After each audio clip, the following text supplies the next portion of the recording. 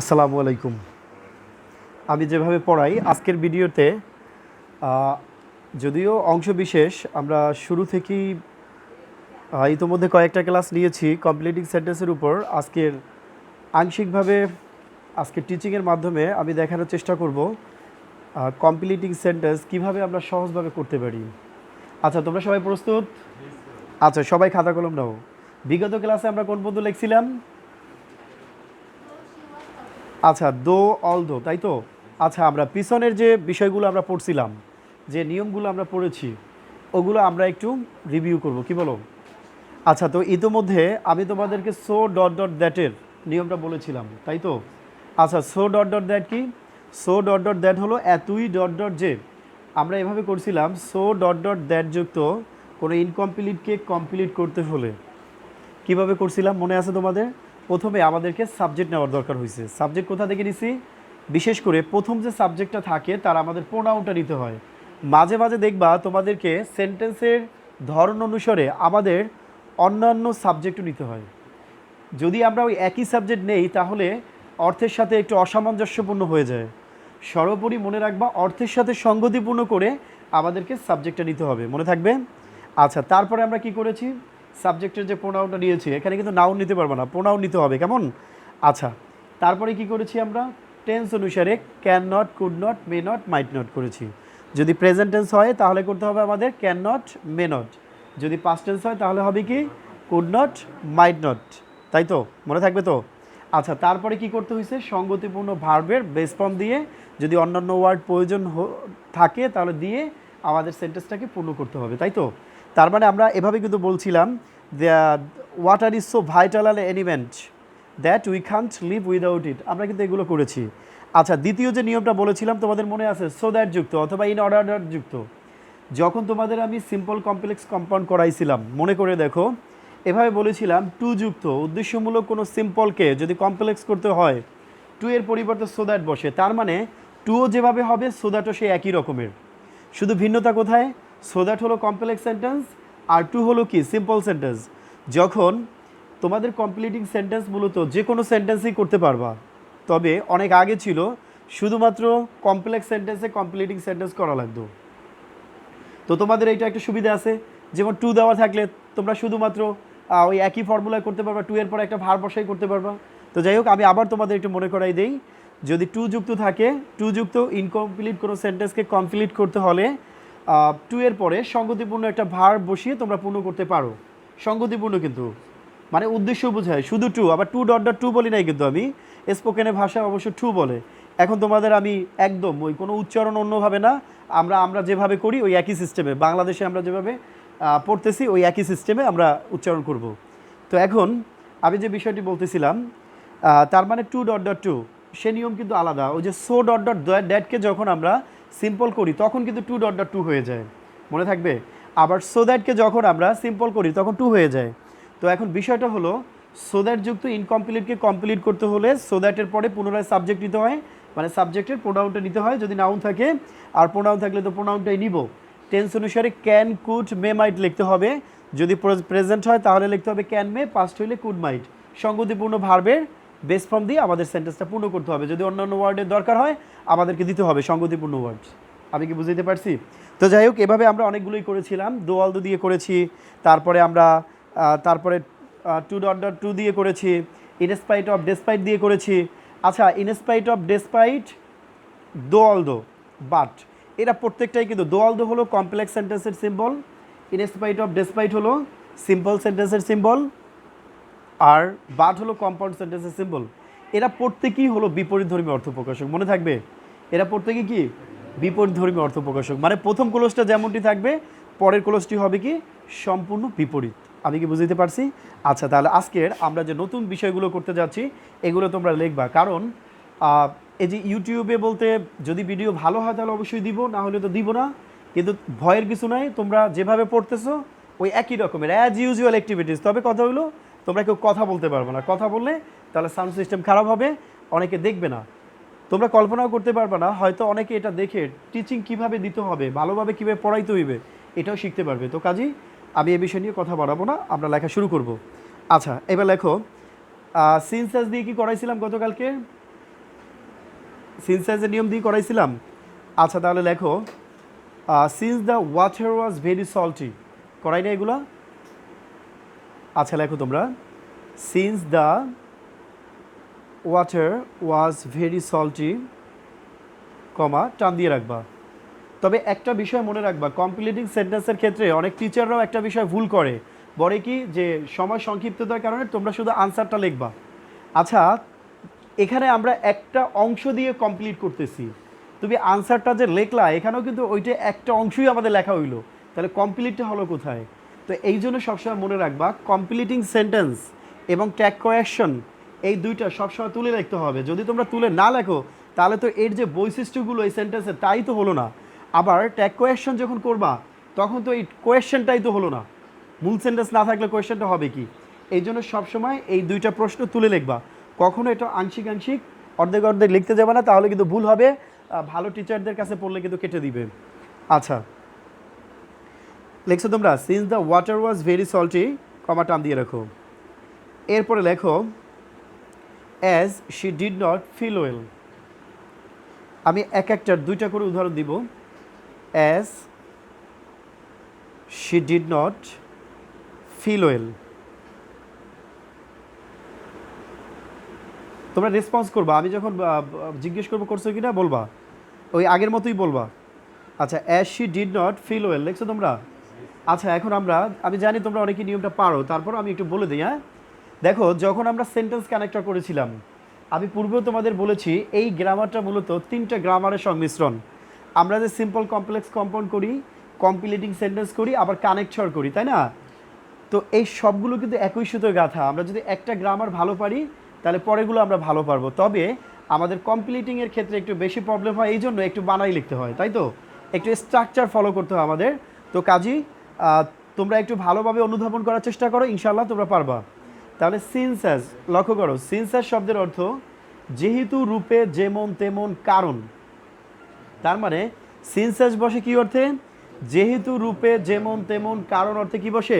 Since as. তোমরা আবার একটু বলো, যেহেতু, রূপে, যেমন তেমন, কারণ অর্থে কি বসে?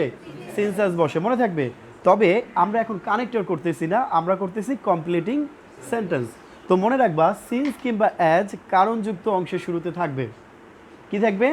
কারণযুক্ত অংশের শুরুতে থাকবে। আমরা পরের যে অংশটা লিখবো ওই অংশটা করব কি? ফলাফল। মনে থাকবে কারণ থাকলে আমাদের আনসারটা করতে হবে কি? কমপ্লিট করতে হবে কি? ফলাফল। এখন তোমরা যদি প্রশ্নের দিকে তাকাও, since the water was very salty, কারণ হইল পানি ছিল লবণাক্ত, এর ফলাফলটা কি? তোমরা খাইতে পারছো? এটা ফলাফল হয় কি? যদি এখানে দো থাকতো তাহলে প্রেক্ষাপটটা ভিন্ন হতো, তাই না? বিপরীত ধর্মী। যদি এখানে থাকতো দো the water was very salty, তার মানে সল্টি পানি মানে লবণাক্ত পানি তো আমরা কেউ খাবো না, তাই না? তো তখন কিন্তু বিপরীত হইতো যে আমরা খেয়েছিলাম বা তারা খেয়েছিল, বা মানে এরকমের কিন্তু একটা বিষয় হইতো। কিন্তু এখন কি? কারণ হইলো লবণাক্ত পানি, ফলাফলটা হইলো কি? যে তারা কেউ খায় নাই। আমার কথা কি বুঝতে পেরেছো? কারণটা পেলাম আমরা, সিন্সেস থাকবে কি? কারণযুক্ত অংশের শুরুতে। আর আমরা ফলাফলটা কি পাবো?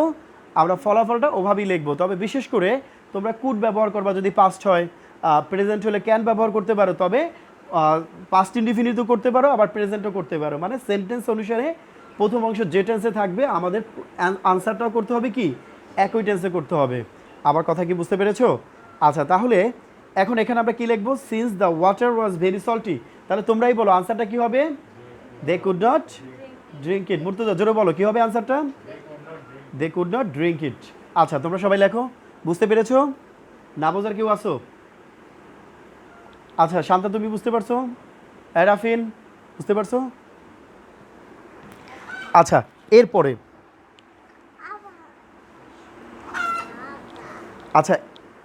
এরপরে যে বিষয়টি লক্ষ্য করো তোমরা, as she did not feel well, তার মানে কি? সে মানে স্বস্তি তো ছিল না, সে ভালো অনুভব করে নাই। তার মানে কি? এইটা হলো কারণ। ফলাফলটা কি হইবে? আচ্ছা যদি মনে করো ঘরে বসি, ধরো ভাল লাগতেছে না, তাহলে কি ফলাফলটা কি হবে? বাড়িতে গড়িতে বের হয়ে একটু দেখি বাইরে হাঁটাচলা করে, এমনটি হয় না? তাহলে ধরো এরকমেরই একটা sentence, as she did not feel well, যেহেতু সে ভালো অনুভব করলো না, তার মানে ফলাফলটা কি দাঁড়াইলো? She decided to go outside. যদি তুমি বাসায় বসে যদি এটা মিন করো, আবার যদি তুমি বাহিরে যদি মিন করো যে বাহিরে ভালো ফিল করে নাই, তাহলে সে সিদ্ধান্ত নিয়েছে কি সে বাসায় বসে থাকার সিদ্ধান্ত নিয়েছিল। আমার কথা কি বুঝতে পেরেছো? তোমরা একই সিস্টেমে করতে পারবে। তাহলে কি লিখবা এখানে আনসারটা, যে as she did not feel well she decided to stay home, এমনও করতে পারো। আবার যদি বাসায় বসে হয় তাহলে কি she decided to go outside. আমার কথা কি বুঝতে পেরেছো? অনন্যা বুঝতে পারছো? তাজনিন? আচ্ছা, এরপরে আসি আমরা। এরপরে লেখো, আমরা একটা নিয়ম জানি, আমি একটা নিয়মের মাধ্যমে বলবো, তোমরা খুব মনোযোগ দিয়ে শুনবো। দুইটা উদাহরণ দিব। লেখো, ইট ওয়াজ 10 years since, ইট ওয়াজ 10 years since, টান দিয়ে রাখো, ইট ওয়াজ 10 years since লিখছো? আচ্ছা, এরপরে লেখো, আচ্ছা এরপরে লেখো যে 5 years have passed, 5 years have passed লিখছো? 5 years have passed।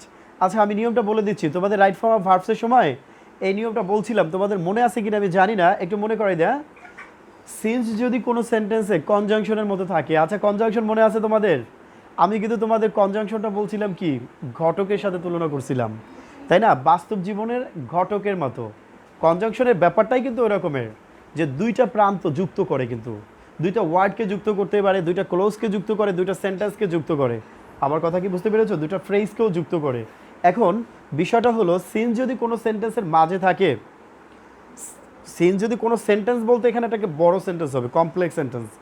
একই সেন্টেন্স, দেখো সেন্টেন্সের যে বৈশিষ্ট্য থাকে ক্লোজেরও সেই একই বৈশিষ্ট্য থাকে, তবে যখন কোনো বড় সেন্টেন্সে বসে এই ছোট সেন্টেন্সগুলো তখন নাম হয়ে যায় কি ক্লোজ, আর যখন এরা আলাদা আলাদা থাকে তখন নাম হয়ে যায় কি সেন্টেন্স। কারণ একটা ক্লোজেরও দুইটা প্রধান বৈশিষ্ট্য থাকে, একটা থাকে কি সাবজেক্ট আর একটা থাকে কি প্রেডিকেট।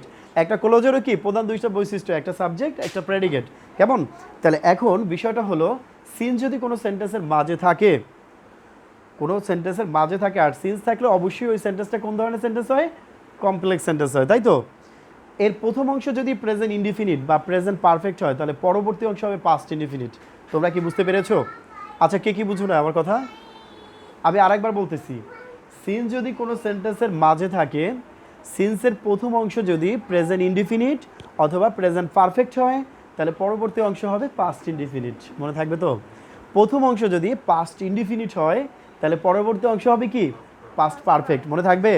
মনে থাকবে তো? কাজী এখন তোমরা লক্ষ্য করো, যখন তোমরা এই কমপ্লিটিং সেন্টেন্সের এই ধরনের নিয়মগুলো করবা, তখন সবসময় লক্ষ্য করবা যে আসলে এই সেন্টেন্সটা সিন্সের প্রথম অংশ কোন ধরনের টেন্সে আছে। যদি প্রেজেন্ট বা প্রেজেন্ট ইনডিফিনিট বা প্রেজেন্ট পারফেক্ট থাকে, তাহলে পাস্ট ইনডিফিনিট করবো পরের অংশ। পাস্ট ইনডিফিনিট থাকলে কি করব? পাস্ট পারফেক্ট করব। তাহলে আনসারটা কি হবে তোমরাই বলো। এখানে আমরা কি লিখবো? ইট ওয়াজ 10 years since। আচ্ছা, তার মানে কি 10 বছর হয়ে গিয়েছিল, তার মানে কি? তারা এখানে কি লিখবা? আই মেট লিখতে পারবো তোমরা? জি না, কি লিখতে হবে? পাস্ট পারফেক্ট করতে হবে। পাস্ট ইনডিফিনিট এখানে হবে না। কারণটা কি? এই যে ইট ওয়াজ 10 years since, এটা হলো পাস্ট ইনডিফিনিট, করতে হবে কি পাস্ট পারফেক্ট। এই জন্য আমরা আনসারটা লিখবো। যদি তোমরা অনেকভাবেই করতে পারো, তবে প্যাটার্ন ঠিক রাখতে হবে, স্ট্রাকচার ঠিক রাখতে হবে। পাস্ট পারফেক্টে কি লিখবা? I had seen you last, I had seen you last. বুঝতে পেরেছো? পরশ, তুমি কি বুঝতে পারছো? এখন কোনো শরম আছে কারো? একদম ফ্রিলি, কোনোই না। এটা যে চলতেছে এইটাই ভাববা না তোমরা। ওয়াজ নসিহত করে কি? হুজুররা ওয়াজ করে, তাদের তো চলতে থাকে ভিডিও। তাহলে আমি কেন আলাদাভাবে ভিডিও বানাইতে যাব? বরং আরও তোমাদের সাথে অপ্রাসঙ্গিক কথাগুলো হবে না। মাঝে মাঝে অপ্রাসঙ্গিক অনেকগুলো কথায় আমরা গল্পে চলে যাই, বিভিন্ন জায়গায় চলে যাই। এটা চালু থাকলে আমাদের সেটা আর হবে না। আমার কথা কি বুঝতে পেরেছো? আর তোমরা যে কথা বলো অপ্রাসঙ্গিক, সেটাও হবে না। আচ্ছা, এইবার আসো, ইট ওয়াজ 10 years since আমরা পাইলাম। এবার আরেকটা ব্যাপার হলো, গার্ডিয়ানরা যখন দেখবে, লিসেন টু মি, গার্ডিয়ানরা যখন দেখবে আমি পড়াইতেছি তোমাদের এই ব্যাচে, 100% দেখবে, তখন কি তোমরা কে কী করতেছো এটাও কিন্তু তোমাদের অভিভাবকরা দেখতে পাবে। আচ্ছা, এরপরে আসো, 5 years have passed, এটা কি আমি দিছি? আচ্ছা এখন এইটা কোন টেন্স আছে বলো, কে আগে বলতে পারো? প্রেজেন্ট, প্রেজেন্ট পারফেক্ট টেন্সে আছে, তোমরা সবাই রেসপন্স করবা। আচ্ছা প্রেজেন্ট পারফেক্ট টেন্সে আছে, তাহলে পরের অংশ আমাদের করতে হবে কি পাস্ট ইনডিফিনিট। তাহলে পাস্ট ইনডিফিনিট যদি করো যে 5 years have passed since we first met, অথবা উই মেট ফার্স্ট, অথবা কি উই স ইউ লাস্ট। হ্যাঁ বলো। হ্যাঁ হিজ ফাদার ডায়েট, আমরা এভাবেও দিতে পারি। আমার কথা কি বুঝতে পেরেছো? আচ্ছা তাহলে তোমরা কি লিখতে এসো আনসারটা? উই ফার্স্ট মেটও লিখতে পারো, উই মেট ফার্স্টও লিখতে পারো, উই স মানে I saw you, I saw you last এটাও লিখতে পারো। কেমন বিভিন্নভাবেই করা যাবে, আরও অসংখ্যভাবে করা যাবে। উদ্দীপ তুমি কি বুঝতে পারছো? না বুঝলে বলো। অনন্যা তুমি বুঝতে পারছো? শান্তা, এই স্বাধীন বুঝতে পেরেছো? তুমি বুঝতে পারছো? এরিক? আচ্ছা এইবার পরের প্রশ্ন আসো। আমি তোমাদের প্রায় বলে থাকি, রাইট ভার্বসের মধ্যেও কিন্তু বলেছিলাম। লেখো প্রথমে উদাহরণগুলো লেখো। It is time, it is time. আমরা কি বলছিলাম তোমাদের যে কয়েকটা উচ্চারণ তোমরা একটু পরিবর্তন করবা, আস্তে আস্তে আস্তে আস্তে ধাপে ধাপে হয়ে যাবে। যে টিরে বলবা কি টি। আচ্ছা কি লিখছো? ইট ইজ টাইম উই, টান দিয়ে রাখো। ইট ইজ টাইম উই লিখছো। এরপর লেখো it is high time, it is high time for আজ, it is high time for us লিখছো, টান দিয়ে রাখো। আচ্ছা আমি তোমাদের এই দুইটাই উদাহরণ দিতেছি, এরপরে আসো। তার মানে তোমরা কি উদাহরণ দুইটা লিখছো সবাই? আচ্ছা যদি তোমরা উদাহরণ দুটো লিখে থাকো তাহলে আচ্ছা লিখছো তো অবশ্যই। কী লিখছো এখানে? ইট ইজ টাইম। এখন আমি নিয়মটা একটু বলে দেই। হ্যাঁ আমাদের দৈনন্দিন জীবনে কথাবার্তা বলার ক্ষেত্রেও প্রায় এই স্ট্রাকচারটি কাজে লাগে। মূলত আমি আমার ভাষায় বলি, কোনো একটা কাজ হওয়ার কথা ছিল, কোনো ক্রমে কাজটি হয় না, এখন যদি না হয় তাহলে আর চলেই না। এই ধরনের ভাব প্রকাশের ক্ষেত্রে it is time, it is high time, it is right time, it is proper time এগুলো ব্যবহার করা হয়। আমার কথা কি বুঝতে পেরেছো? তার মানে এই ধরনের কোনো ইনকমপ্লিটকে যখন তোমরা কমপ্লিট করবা, তোমাদের লক্ষ্য করতে হবে যদি it is time, it is high time, it is right time, it is proper time, I fancy, I wish এগুলোর পরে যদি সাবজেক্টের উল্লেখ থাকে তাহলে তোমরা ভার্বের পাস্ট ফর্ম করবা। মনে থাকবে? মনে থাকবে? কি বলছে বলো তো? It is time, it is high time, it is right time, it is proper time, I fancy, I wish এগুলোর পরে যদি সাবজেক্টের উল্লেখ থাকে তাহলে ভার্বে কী করতে হবে? পাস্ট ফর্ম করতে হবে। মানে তোমরা যখন কমপ্লিট করবা সঙ্গতিপূর্ণ সাবজেক্ট নিবা, তারপরে সঙ্গতিপূর্ণ ভার্বের পাস্ট ফর্ম করতে হবে, অন্যান্য ওয়ার্ড যদি প্রয়োজন হয় দিয়ে সেন্টেন্সটাকে পূর্ণ করতে হবে। আমি কি বুঝাইতে পারছি?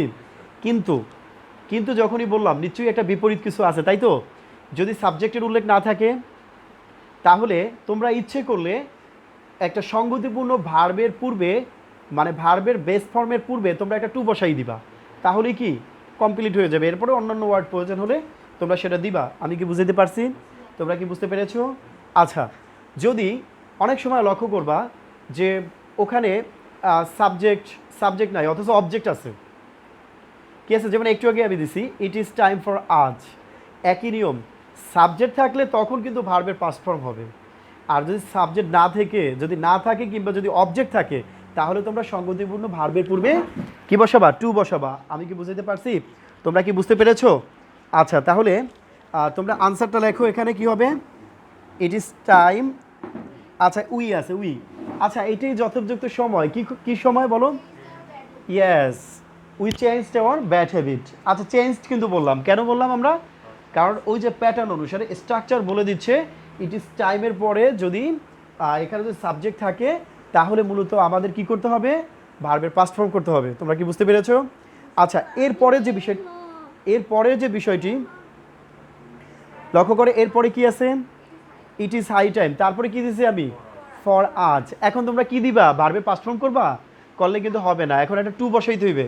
তোমরা একটু আগে বলেছো কি we changed hour political system বলতে পারো, we changed our bad habit বলতে পারো। যে তারপরে কি বললা তুমি একটু আগে? উই ব্যাড হ্যাবিট বলছো। আচ্ছা আরও অনেক কিছু বলা যাবে। যে ইট is time, we we went home, আমরা এটাও লিখতে পারি কেমন। আচ্ছা আমরা কিন্তু এভাবে লিখতে পারি। তো এরপরে আসো যে ইট ইজ টাইম ফর আস, এরপরে কি লিখবা তোমরা, টু। কি করতে হবে এরপরে, টু লিখতে হবে। তারপরে কি করবা, ইট is time for us to do the work. হ্যাঁ এটাই আমাদের যথোপযুক্ত সময় কাজটি করার জন্য, বা কাজটি করা এটাই যথোপযুক্ত সময়। আচ্ছা তোমরা কি বুঝতে পেরেছো, বুঝতে পেরেছো? আচ্ছা তার মানে এই it is time, it is high টাইমের নিয়মটা তোমরা বুঝতে পারছো। আচ্ছা এরপরের নিয়মটা লেখো, লেখো she talks, as if slash দিয়ে লেখো অ্যাজ দো।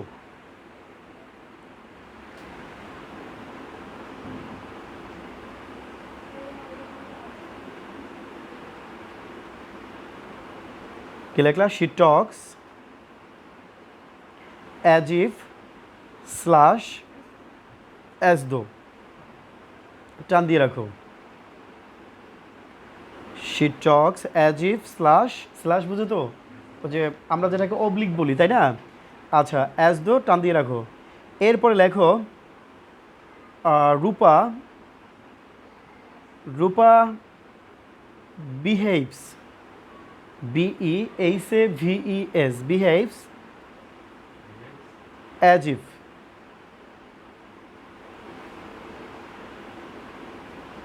দেখছো? এরপর লেখো they loved and help one another as if. They love, কি লেখলা তোমরা এইমাত্র,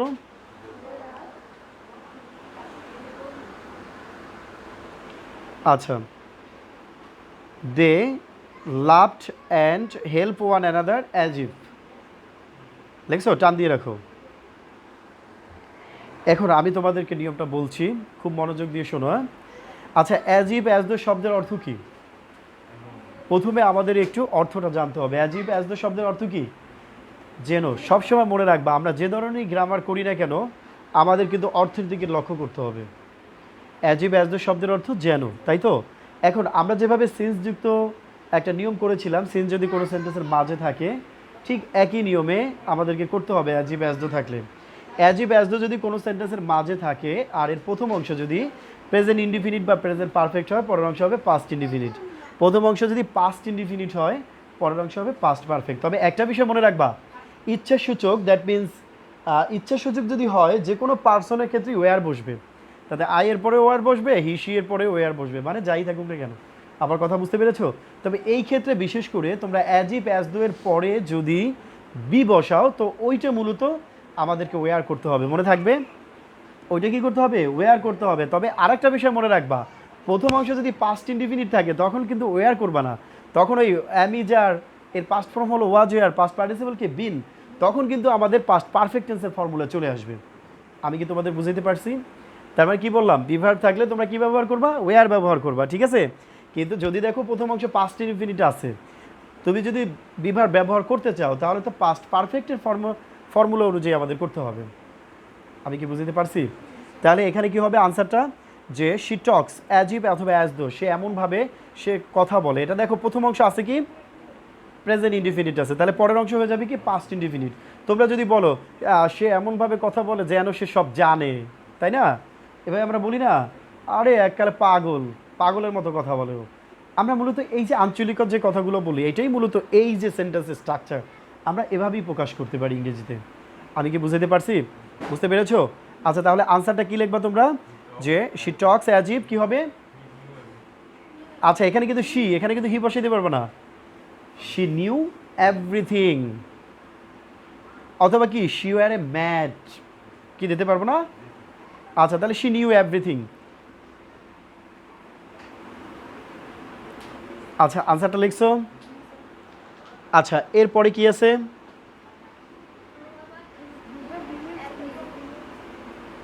আচ্ছা একটু জোরে বলো। রূপা, ও আচ্ছা রূপা বিহেভস অ্যাজ ইফ, ওই একই রকমের। রূপা কথা বলে কি বা টক্স, যদি বিহেভসের জায়গায় টক্স দাও তাহলে ওই একই রকমের কী হবে, যে তোমরা যদি দাও যে শি ওয়ার ম্যাড, যদি দাও শি ওয়ার ম্যাড কোনো সমস্যা নাই। আচ্ছা আবার যদি ব্যবহার করো তো তোমরা যে she new everything, she behaves, এমন আচরণ করে সে সব জানে, তাই না? তবে যদি তোমরা এ ব্যবহার করো, সম্ভবত আমি এর আগে মনে হয় এ বলছিলাম, বাট এ ব্যবহার করলে তখন কিন্তু তোমাদের আবার ওই এরপরে একটা পার্সন ব্যবহার করতে হয়, মানে একটা নাউন ব্যবহার করতে হয় পরবর্তীতে, কিন্তু এটা দরকার নাই। এক কথায় বলবা কি, she were mad, she were a mad বলবা না, শি ওয়্যার ম্যাড বলবা, ঠিক আছে? আচ্ছা, অথবা যদি বলেও থাকো তাহলেও কোনো সমস্যা নাই, যদি এখানে কোনো সমস্যা দেখি না। যেমন যদি তোমরা বলো হি ওয়াজ অনেস্ট, তাই না? He was honest, he was a honest man, এখানে কিন্তু আবার প্রেক্ষাপট ভিন্ন। তবে এখানে কিন্তু সেটা না। তুমি যদি বলো হি ওয়্যার এ ম্যাট, কোনো সমস্যা নাই, বা শি ওয়্যার এ ম্যাট, কোনো সমস্যা নাই, হ্যাঁ, বা she were mad, a mad দিলেও সমস্যা নাই। আচ্ছা, এরপরে আমরা আসি।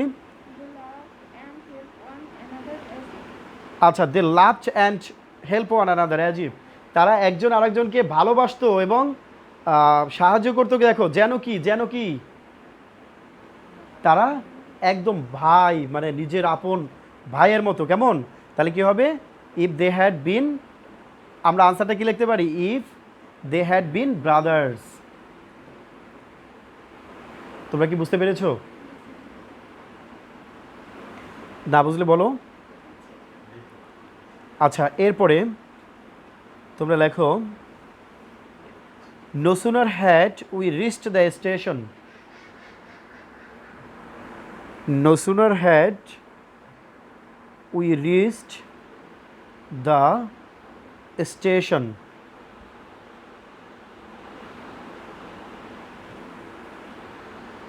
লিখছো? কি লিখছো?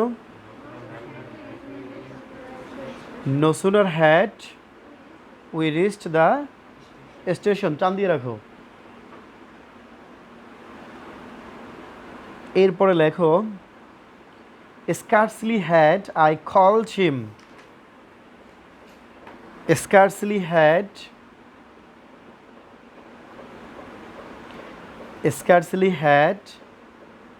I called him, টান দিয়ে রাখো। বানান বলতে হবে SCARCELY, scarcely had I called him, টান দিয়ে রাখো। রাখছো? আচ্ছা, এরপরে লেখো,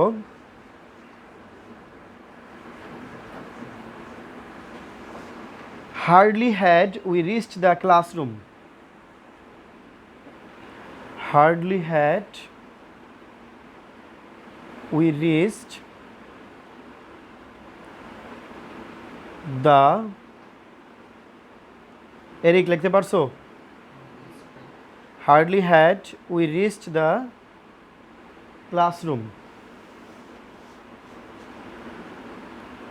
hardly had we reached the classroom, টান দিয়ে রাখো। আসলে তোমরা বলো, এরকম নিরিবিলি কি ইউটিউব বানানো সম্ভব ছিল? আগের মতো যে 60 জন থাকতো, তোমাদের ব্যাচে এতগুলো বেঞ্চ ছিল, 2টা বেঞ্চ এখান থেকে মাইনাস করছি, ব্যাচে 60 জন। আর এখন এটা কিন্তু একটা ভালো পরিবেশ। তো আমি যদি এই সিস্টেমটা ফলো করি, তাহলে আমার 100% ইনশাল্লাহ ইউটিউবে 100% আমার সফলতা আসবে। প্লাস সাথে সাথে হয়ে গেল, তাহলে আমার ওই 60 জন না পড়াইয়া 20 জন পড়াইলেই তো যথেষ্ট। 48 জনেরটা তো আমার ইউটিউব থেকেই চলে আসবে। কি বলো? আসলে এই সিস্টেমটা কিন্তু কষ্টও কম, বরং একটা ইফেক্টিভ সিস্টেম। এবং তোমাদের হয়তো একটু কষ্ট হইতে পারে, নিজেদের পার্সোনাল কথাবার্তা বলতে পারবে না, এটা কিন্তু তোমরা বেনিফিটেড হবা, অনেক ভালোভাবে বুঝতে পারবে ইনশাল্লাহ। আচ্ছা, এবার আসো, কি ভুল বললাম? আচ্ছা, তাহলে আমি 3টা উদাহরণ বলেছি, এখন আমি 3টা নিয়ম বলি। দেখো, তোমরা জানো আমরা দৈনন্দিন জীবনে এরকমের কথা বলে থাকি, সে আসতে না আসতেই মানে এরকমের একটা কাহিনী ঘটছে, তাই না? বলি না? এই তো, আমরা যাইতে না যাইতেই অমুকে মারা গেছে, আমরা কি বলি কি না? হ্যাঁ, ডাক্তার আসতে না আসতেই রোগী শেষ। আচ্ছা, আমরা কিন্তু এবার বলি একটা কাজ করতে না করতে আর একটা কাজ, তাই না? তো এই ধরনের যখন আমরা আঞ্চলিকতা বলি বা আমরা এই ধরনের বাংলাটা বলি, যখন আমরা ইংরেজি বলতে যাই, যদি আমাদের স্পোকেন ইংলিশের জন্য হোক বা কথা বলার যদি হয়, তাহলে আমাদের তো অবশ্যই এই ধরনের কথাবার্তা আসলে এই স্ট্রাকচারটা ফলো করতে হবে, তাই নয় কি? অবশ্যই। দেখো, স্পোকেন ইংলিশ কিচ্ছু না, মূলত এই গ্রামারের কম্বাইনিং একটা বিষয়টাই হলো, যখন তোমরা গ্রামারে ভালো দক্ষতা অর্জন করতে পারবা কিছু ওরাল প্র্যাকটিসের মাধ্যমে, মূলত তোমরা তোমাদের আহ, মানে মৌখিক যে জড়তা এটা ওভারকাম করতে পারবা এবং ইনশাল্লাহ ইংরেজিতে কথা বলতে পারবা। তো এখন দেখো এইগুলোর মাধ্যমেই কিন্তু তোমরা আবার কথা বলতে পারবা। তো এখন আসো যে করতে না করতে, পৌঁছাতে না পৌঁছাতে, না খেতে না খেতে, মানে একটা করতে না করতে আর একটা যখন ঘটে, তো এই ধরনের ক্ষেত্রে আমাদের কয়েকটা স্ট্রাকচার ব্যবহার করতে হয়। নাম্বার 1 হলো no sooner had dot dot then. যদি নো সুনার থাকে তাহলে কি বসাবা? দেন বসাবা। Scarcely had dot dot when, কি বসে দিবে? স্কার্সলি থাকলে hardly had dot dot when অথবা বিফোর। মনে থাকবে হার্ডলি হ্যাড কি করতে হবে? হোয়েন অথবা বিফোর। আচ্ছা তোমরা কি মনে আছে, তোমাদের কি মনে আছে মুর্তজা, লুক অ্যাট মি। আচ্ছা তোমাদের কি মনে আছে যখন তোমাদের রাইট ফর্ম ভার্বস করাইছি একটা নিয়ম বলছিলাম যে কির পরে ভার্বের পাস্ট পার্টিসিপল হয়, তাই না?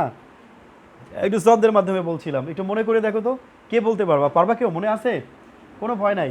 Have has had, get got, having being to be, এই তো তোমাদের মনে আছে। তবে আমার একটু বললে দিতে হয়, এই বলা যেতে না লাগে। কি হবে স্বাধীন? Have has had, get got, having being to be. আবার বলো, have has had, get got, having being to be. তোমরা ওই কানা না বসে পাশেও বসতে পারতাম। আচ্ছা কি বলছি বলো তো? Have has had, get got, having being to be, এর পরবর্তী ভার্বের কি হবে? Past participle. আবার বলো, have has had, get got, having being to be, এর পরবর্তী ভার্বের কি? Past participle. এই ভিডিওটা যদি তোমাদের মা বাবা, তোমাদের কেউ আত্মীয় স্বজন দেখে যে আজিজুল স্যারের কাছে পড়ে, বাট তাহলে আমার ছেলে কি ওগো দেখতেছে, এখানে অনেকেই চেনে, সবারই তো সবাই চেনে, বাট তোমাদের দেখতেছে না, তাহলে বলবে কি আমার ছেলে কি তার মানে পড়তে যায় না, না স্যারে আমার ছেলের যে ছবি নেয় নাই, মানে বাদ দিয়ে দিছে, তাহলে আমার উপরে আবার বিরূপ ভাব করবে না? আসলে কিচ্ছু না, একই বিষয়, একই পড়া, শুধু একটু কথা বলা যায় না এই। আচ্ছা তো যাই হোক, এবার লক্ষ্য করো, তার মানে have has had, get got, having being to be, এটা মূলত এর পরবর্তী ভার্বে পাস্ট পার্টিসিপল হয়। তাহলে তোমরাই বলো, নো সুনার হ্যাড, কি দিছি আমি এইমাত্র? No sooner had we reached the station. এখন এই নো সুনার হ্যাডের পরে দেখছো আমি কিন্তু ভার্বের পাস্ট পার্টিসিপল ব্যবহার করেছি। তারপর আমাদের কি বসাতে হবে? দেন বসাতে হবে। কি বসাতে হবে? দেন, THAN, দেন না কিন্তু THAN, দেন বসাতে হবে। এখন আমাদের কি করতে হবে? সঙ্গতিপূর্ণ আমাদের সাবজেক্ট নিতে হবে। তার মানে no sooner had we reached the station, যেইমাত্র আমরা স্টেশনে পৌঁছালাম, দেন কি হবে? যদি তোমরা ট্রেন লেফট চলে গেছে দিতে পারো। স্টেশন বলতে তোমরা ট্রেনটাকে মিন করবা, স্টেশন, বাস স্টেশন না কিন্তু স্ট্যান্ড বলে, বাস স্ট্যান্ড বলে, তাই না? তাই স্টেশন বলতে তোমরা সবসময় ট্রেনটাকে মিন করবা, তাহলে ভালো হয় বিষয়টা। তো এখন লক্ষ্য করো, তার মানে ট্রেনটা আসছে, এসেছিল, আবার কি গিয়েছিল, তোমরা যদি দুইটাই ব্যবহার করো দুইটাই কিন্তু হবে। তার মানে কি দাঁড়াইলো? যে no sooner had we reached the station then the train arrived, then the train left, তোমরা যেটা বলো হবে। তবে শর্ত হলো এই no sooner had dot dot দেনের পরবর্তী যে অংশ, অথবা স্কার্সলি হ্যাড ডট ডট হোয়েনের পরবর্তী অংশ, অথবা hardly had dot dot when অথবা বিফোরের পরবর্তী অংশ পাস্ট ইনডিফিনিট টেন্স হবে। মনে থাকবে? এই দেখো বিফোরের একটা নিয়ম তোমাদের বলছিলাম পাস্ট পারফেক্টের, বিফোরের পূর্বে আফটারের পরে পাস্ট পারফেক্ট হয়। এখানেও যদি তুমি বিফোর ব্যবহার করো তাহলে কিন্তু তোমার কোনো প্রবলেম হচ্ছে না। আমার কথা কি বুঝতে পেরেছো? তবে নোসুনারের ক্ষেত্রে পারবা বিফোর ব্যবহার করতে, স্কার্সিলি পারবা কি হার্ডলির ক্ষেত্রে? কথা বুঝতে পেরেছো? তার আনসারটা কি হবে তোমরা বলো তো? পরেরটা একই অর্থ। স্কার্সিলি হ্যাড কি হবে? আই কলড হিম, যেই মাত্র আমি তাকে ডেকেছিলাম, কি হবে? আচ্ছা এখানে কি দেন হবে? কি হবে? হোয়েন হবে। আচ্ছা when he entered the room, সে রুমে প্রবেশ করলো, মানে আমি তাকে ডাকতে না ডাকতেই সে রুমে প্রবেশ করলো। বুঝতে পেরেছো? আসেন এরকমের সাথে সাথে ডাকতে না ডাকতেই, বা মনে করো একটা নেয়াজ ছিল, ইচ্ছা ছিল যে রুমে ঢুকবে, এর আগেই তুমি ডাক দিছো। কথা বুঝতে পেরেছো? আচ্ছা এরপরে কি? Hardly had we reached the classroom, তার মানে একই অর্থ, অর্থ একই রকমের। তার মানে কি হবে? When the teacher came, when the teacher entered. আমরা আর দিলাম না ইনটু দ্য ক্লাসরুম, টু আর দিলাম না, কিন্তু যদি আমরা এখানে বসাই হোয়েন দ্য টিচার কেম, তাহলে কি আমাদের কোনো সমস্যা আছে? অর্থগত কোনো প্রবলেম হয় না। বুঝতে পেরেছো? আমি তোমাদের আর একটা নিয়ম দেখাবো। আচ্ছা তাহলে আজকের এই পর্যন্ত শেষ করব। কালকের ইনশাআল্লাহ তোমাদের আমি এই কমপ্লিটিং সেন্টেন্স দিয়ে একটা পরীক্ষা নিব। থ্যাংক ইউ অল, সবাই ভালো থাকো, আল্লাহ হাফেজ।